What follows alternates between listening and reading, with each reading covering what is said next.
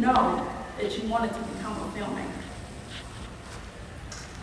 I'm not going first. I knew that I wanted to become a filmmaker when I was in 4th grade, and I saw a stage production of The Wiz, and I was just thoroughly impressed with the ins and outs of how that production was done. And so when I was sitting there, I said, whoever made this, I want to become that person. And at the time, I really didn't know the logistics of what it took, but I knew that that's what I wanted to do, and that's what I was sent here to do, and that is to tell stories, make movies, and be creative. So that's when I knew. There you go. Okay, I'm going around.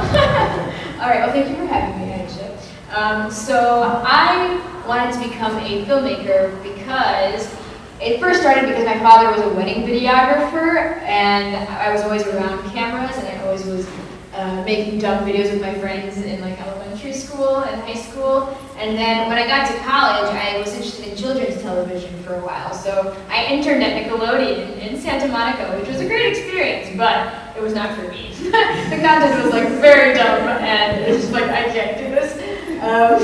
So then I ended up studying abroad in Egypt for a year, and while I was there, I worked at the Cairo International Film Festival, and I got to watch all these amazing documentaries, and I was very interested in nonprofit work already, and actually getting to see how people's stories were being portrayed from all across the world, and like that this could actually not only change perspectives, but actually change policies, just like blew my mind, and this was something that I could see myself doing. So this is why I was like, okay, I could definitely see myself being a documentary filmmaker, and this is when I made my first. So this is how it all began. So my story is completely different. So when I was little, I would always write these horror stories at home. I was really into whatever those books were that if you have 2 questions, like if you do this, you turn to page 13. If you do this, you turn to page 28.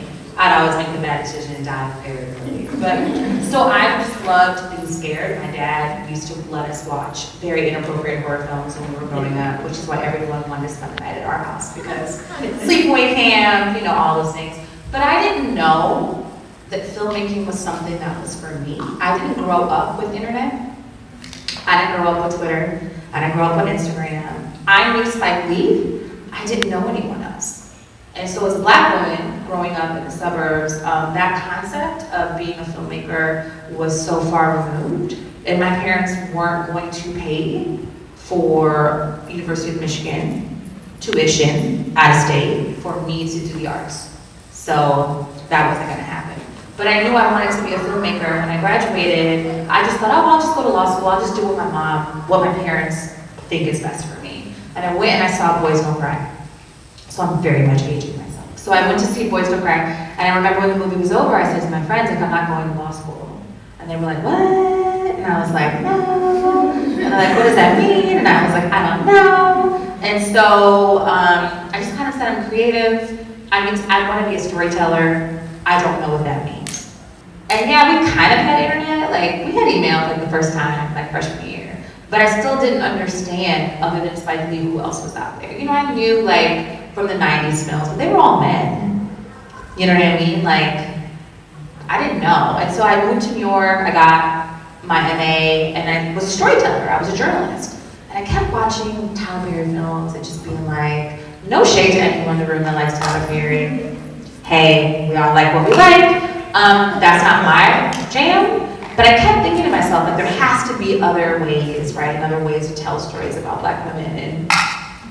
And my friend went to school for TV production, and I'm just like, it's time. I applied to one film school. It was Columbia College, because I knew I wasn't getting into NYU. I don't have $100 million to go into that. And I got in, and I left everything, and I moved here to tell the stories I want to tell. And even after first semester, I wasn't really sure, because I wasn't very good. And then after the second semester, I didn't drop out, because that was my plan. This was just leave, because I was so miserable. But I stayed, and that's when I knew this could actually be something I could do. That's my story. So it's a journey.